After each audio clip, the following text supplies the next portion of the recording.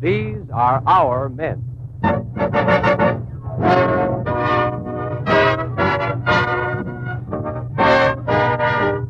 The Parker Watch Company and its dealers throughout America dedicate this program to the United States Treasury Department for the sale of war bonds.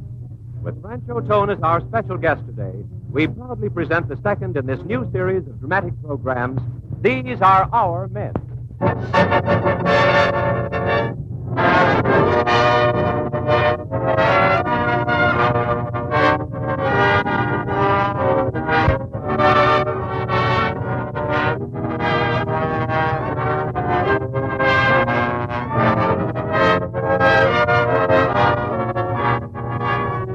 In the fight for total victory, these are our men.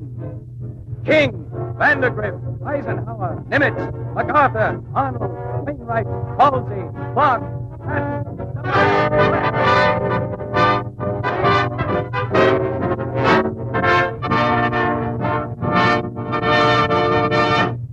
Here's a 20-second quiz about these men of ours.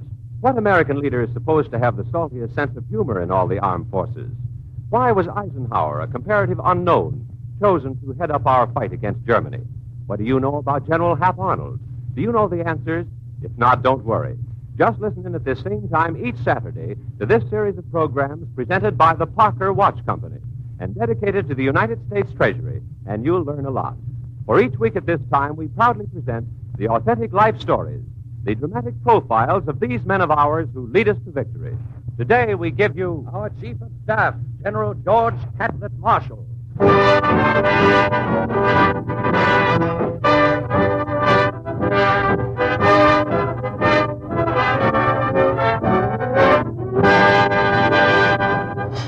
Ladies and gentlemen, just because we're not trying to sell any watches in this program, don't think you're going to get away without a sales message.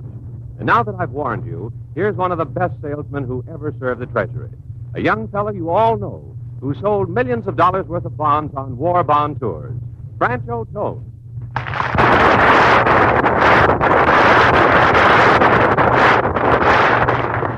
Hello, Jack. Good afternoon, ladies and gentlemen. Tell me, Franchot, just how many $1 million worth of bonds have you sold? Jack, I haven't kept track. And anyway, what's the difference? What has been sold is past history. What counts now is how many bonds will our listeners go out and buy today. But I'll be back to talk to you some more later on in the program, folks. Right now, let's listen to the life story of one of our men.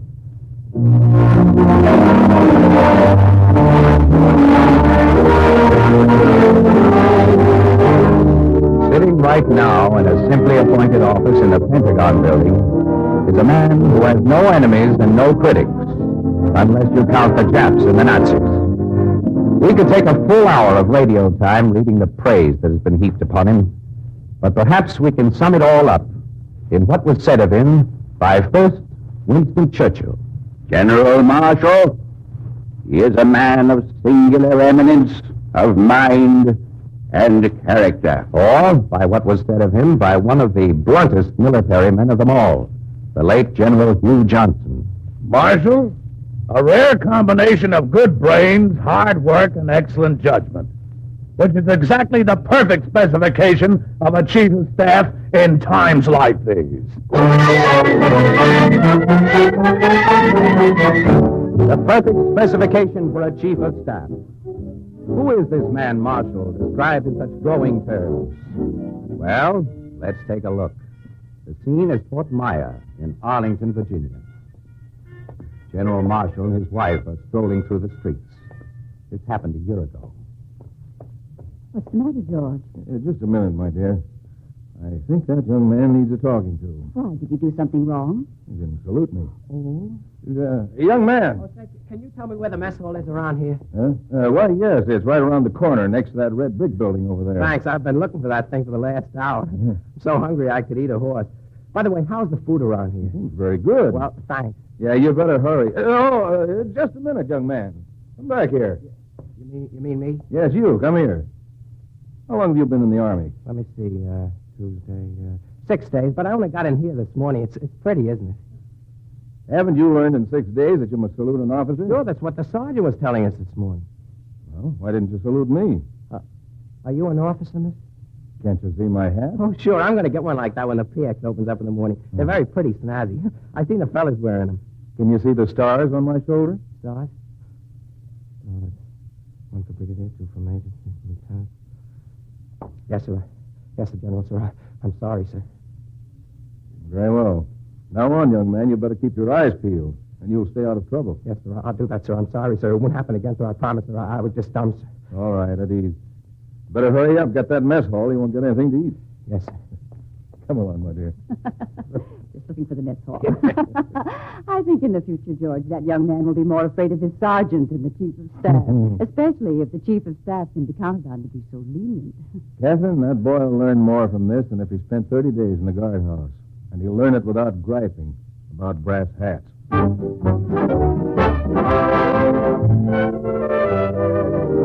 is the man Marshall, the man who directs the military and therefore the democratic destiny of the world. He was a great-grandnephew of Chief Justice Marshall, and his father was a coal operator in Uniontown, Pennsylvania. And even as a young fellow, George had one consuming ambition, to be a soldier. Dad, here's that letter. It came, see? It's from Congress. Oh, all right. Well, here, let me see it, son. Gosh, I sure hope it worked. I mean, I hope he says it. Bad news, Dad? I'm afraid so, George. Says the quota's all filled. Gosh. Well, that was to be expected, son. I'm not of the same political party as our congressman. Can't very well expect him to get you into West Point when he's probably got a good many lads of his own party wanting to go there, too. No, I guess not. Oh, what's the matter, George? You look as if the floor had dropped right out from under you. It has.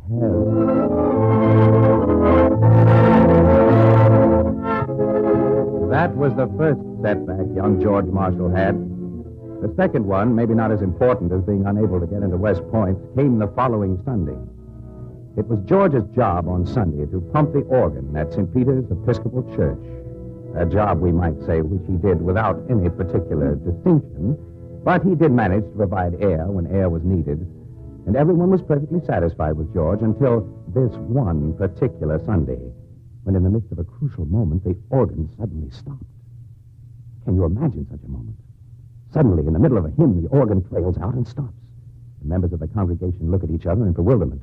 The Reverend's calm attitude is ruffled. The desperate whispering of the organist as she tries to attract the pumper's attention. George Marshall. The situation is saved. But the memory will linger on. Wait and see.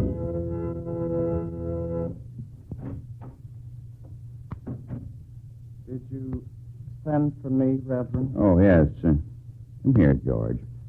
I want to have a word with you about what happened in church this morning. Yes, sir. You're aware, no doubt, that in the midst of prayer this morning, the organ suddenly stopped because there was no air. Yes, sir. It seems that you stopped pumping, George, right in the middle of a hymn. Yes, sir. Why, George? Well, you see, it's this way, Reverend. I was reading, and I guess I got so interested. Oh, so you were reading. Yes, sir. The Bible, George? No, sir. Not exactly. Oh. Well, what were you reading, George? Well, it was just a book, Reverend, just a book. Mm-hmm. And the name of the book, George? Well, it was The Adventures of Nick Carter. And that is why George Marshall was relieved of his position as organ pumper in St. Peter's Episcopal Church.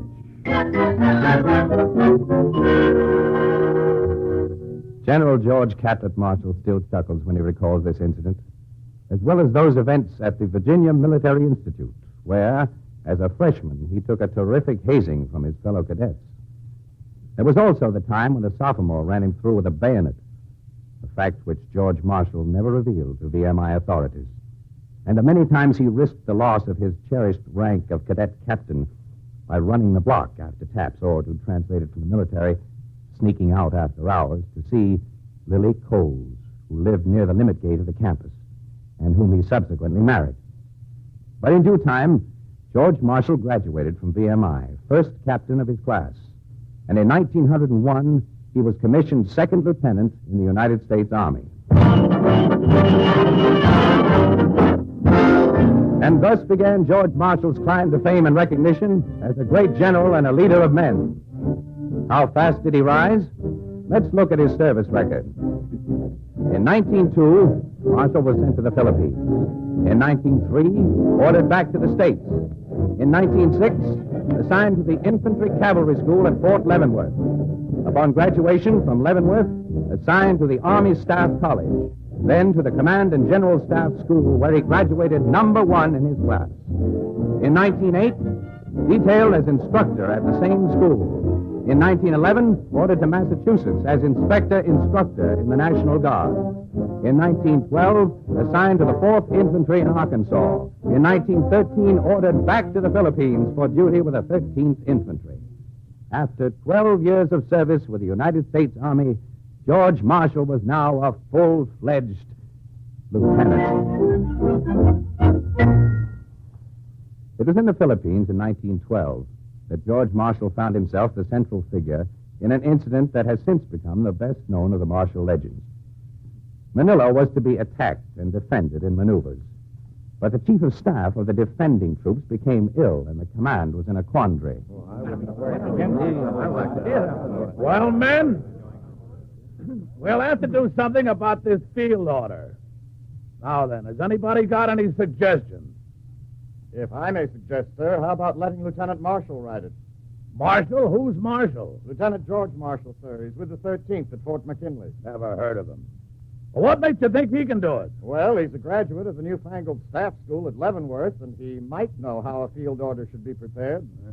Yes, he might at that. Anyway, Major, it's worth trying. None of us here can do it. All right, Evans, I'm sold. Go out and find this Lieutenant Marshall, or whatever his name is. Tell him I want to see him right away. Major, this is Lieutenant Marshall.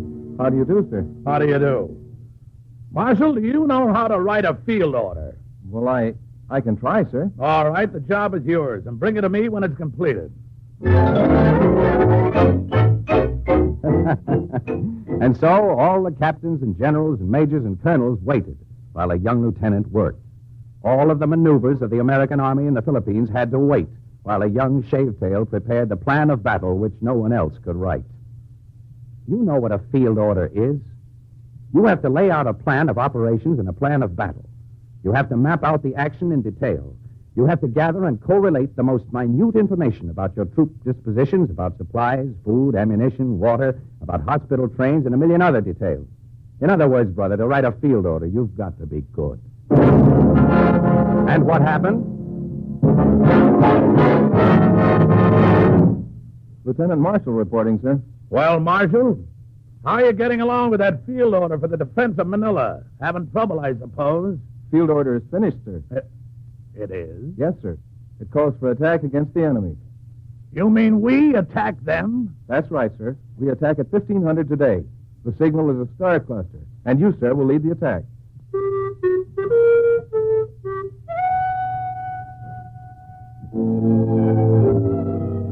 Two days later, after a successful attack and overwhelming victory, Major General Bell called in Lieutenant Marshall and showed him a memo addressed to the War Department. Read it, Marshal. See what you think. Yes, sir. To Chief of Staff from Major General Bell. Subject, Lieutenant George Marshall. For exceptional merit and extraordinary application, I hereby recommend that Lieutenant Marshall, attached to the 13th Infantry Division, be jumped to Brigadier General. Well, thank you, sir. I don't know what to say. Never mind, Marshal. You deserve it. And I hope it goes through. But the recommendation was not adopted, and Marshall remained an obscure and undecorated figure for many more years. Finally, he became a major, and it was in June 1917 that the picture suddenly changed. Major Marshall was ordered to France as Assistant Chief of Staff Operations of the 1st Division.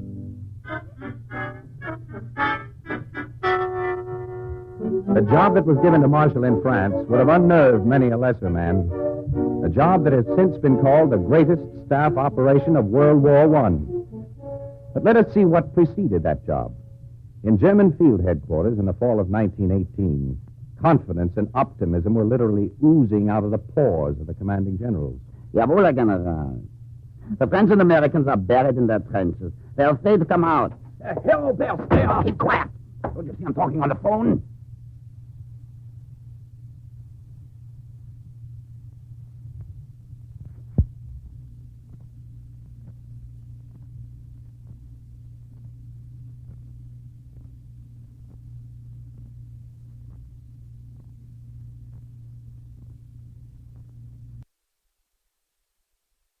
What's the matter with you, Schultz?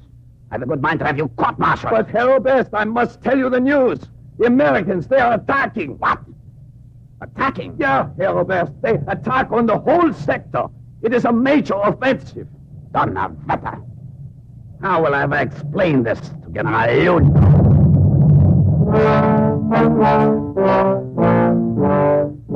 That was the Meuse-Argonne offensive. The offensive that was so largely instrumental in breaking the back of the German military.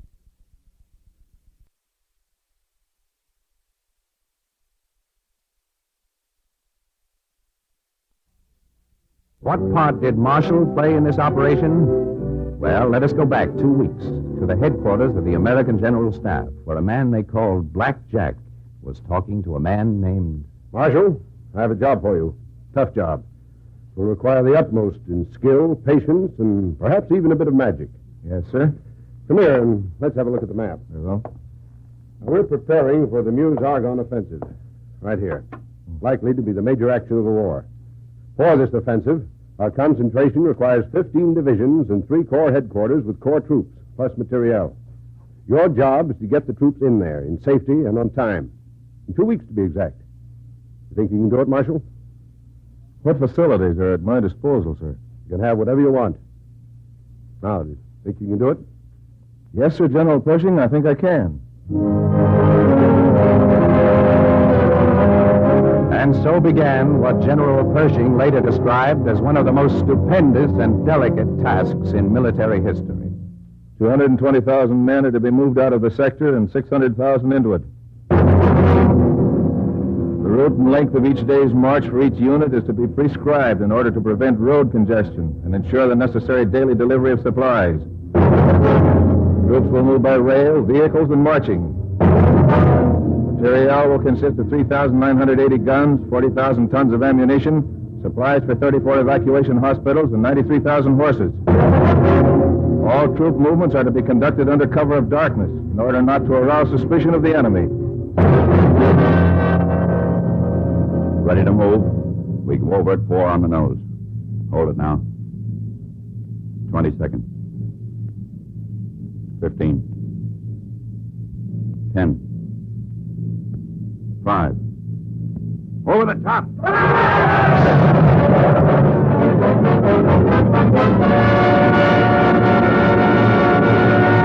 The results of this operation are now a part of history. It was so successful that it determined the course of the war and brought about victory a month later. You know, I wonder how that German commander ever did explain it to General Ludendorff.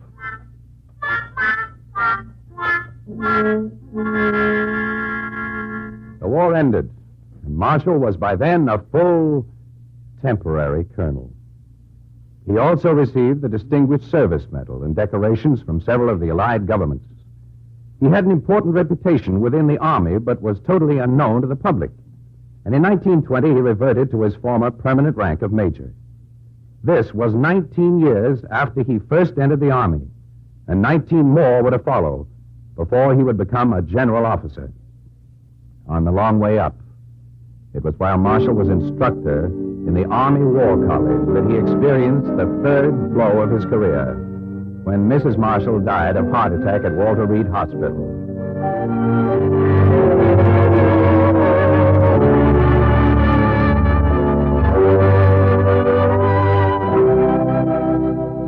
Three years later, in Baltimore, Marshall married Mrs. Catherine Boyce Tupper Brown, widow of a Baltimore lawyer.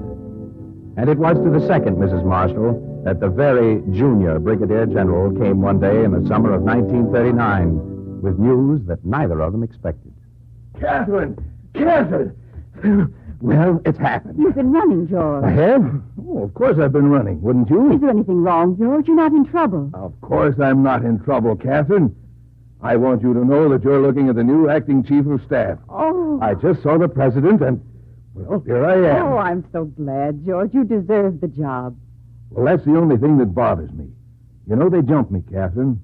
Over 20 major generals and 14 brigadiers. I'm sure the president knew what he was doing. Well, I hope so. George, what did you say to the president when he told you that? I said, I feel deeply honored, sir, and I will give you the best I have.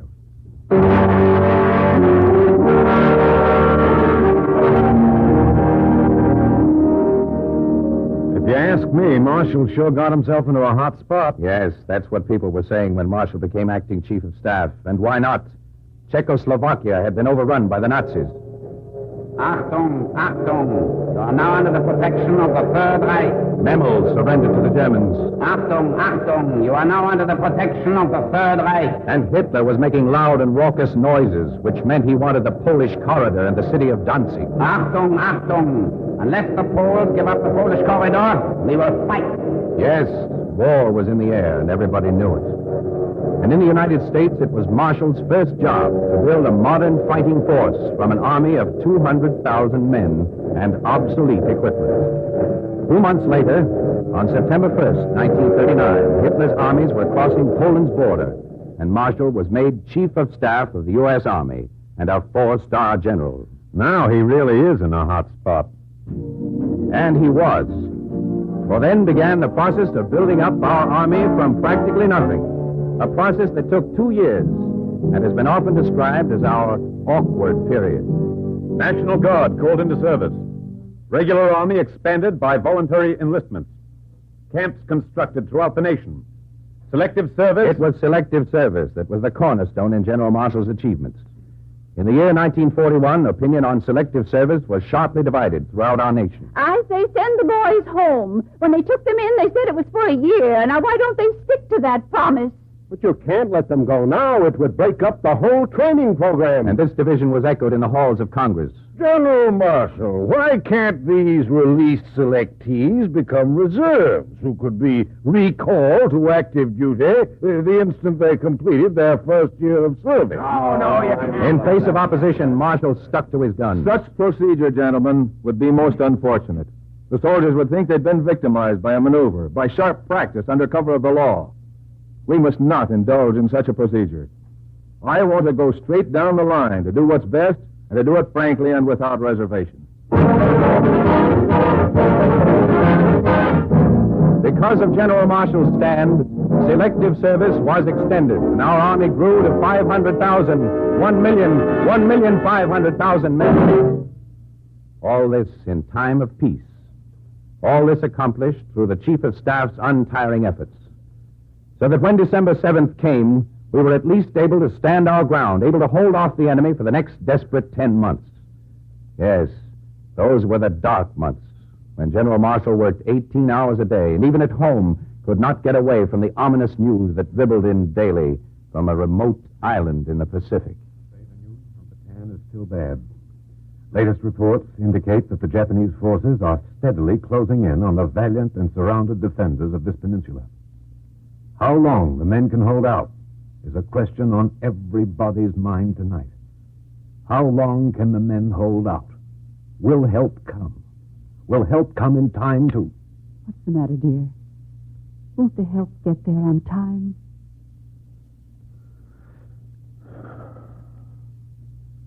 Good night, Catherine. I'm going to bed.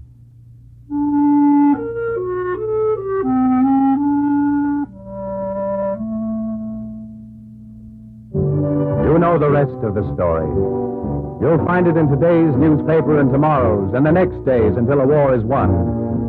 And we can be sure that victory shall be ours because the man who controls the military and therefore the democratic destiny of the world is General George Catlett Marshall. How has this tremendous responsibility and outstanding success reacted upon America's #1 soldier? Well, This might serve to best illustrate Marshall's character. Amazing. It looks just like him exactly. Last spring, a sculptor made a bronze bust of Marshall, and a replica was delivered to the General's home.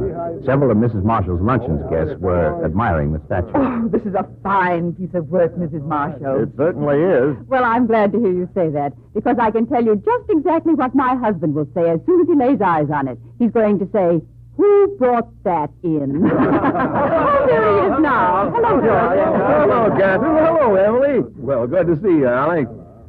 Who brought that in? Is that all you can say about it, George? No, I can say something else. When are you going to have it moved out of here? And that's General Marshall, the man sitting right now in his office in the Pentagon building in Washington, directing the destinies of U.S. armies in every theater of the globe, the most trusted military advisor of President Roosevelt and Prime Minister Churchill, and the best friend a GI ever had.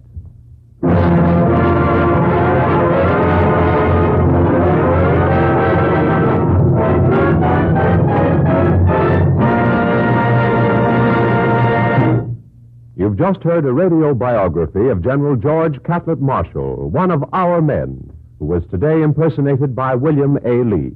Thank you for a fine performance, Mr. Lee. And now, here's Franchot Tone again.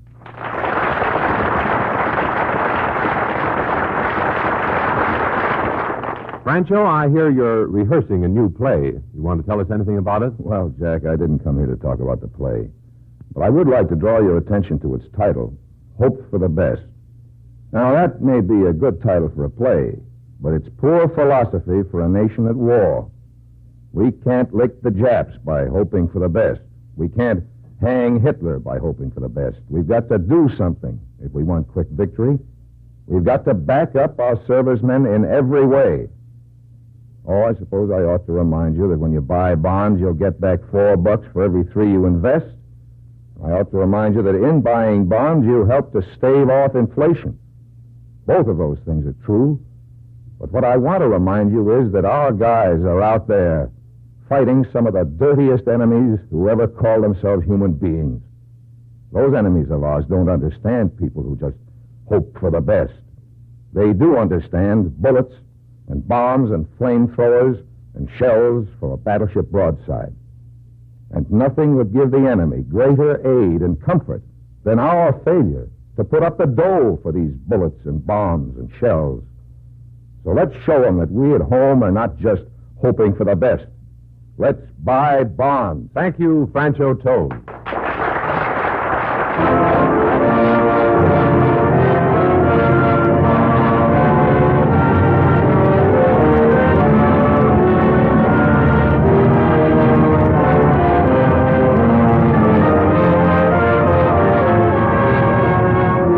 These are Our Men, featuring today the dramatization of General George C. Marshall's life story, and with Franchot Tone as today's special guest, is presented each Saturday by the Parker Watch Company, but not to sell Parker watches. No, what we ask you to do is buy bonds, bonds and more bonds. There's no duty more important to Americans today.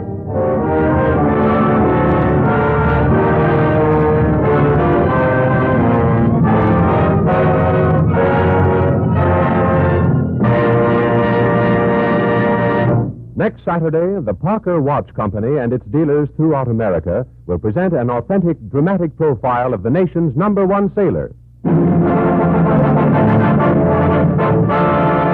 Admiral Ernest King, and as our guest,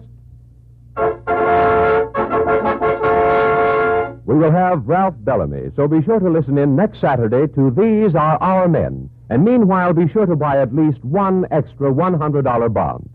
This program featured William A. Lee, who impersonated General Marshall, and Stotts Cotsworth, who was our narrator.